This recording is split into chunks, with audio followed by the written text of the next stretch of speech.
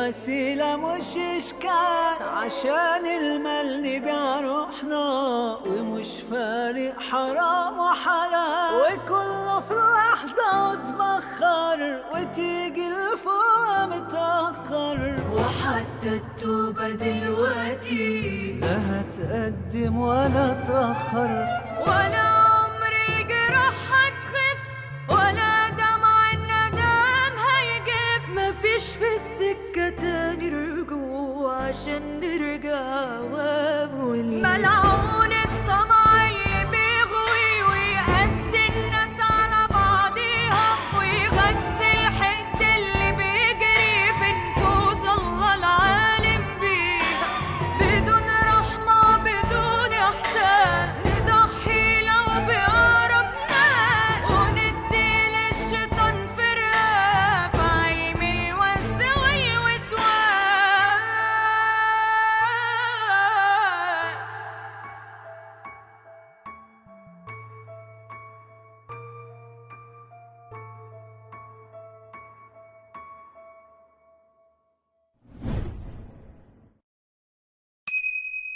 اشترك دلوقتي واتفرج على كل اللي نفسك فيه. واتش إت، ما تخليش حاجة تفوتك.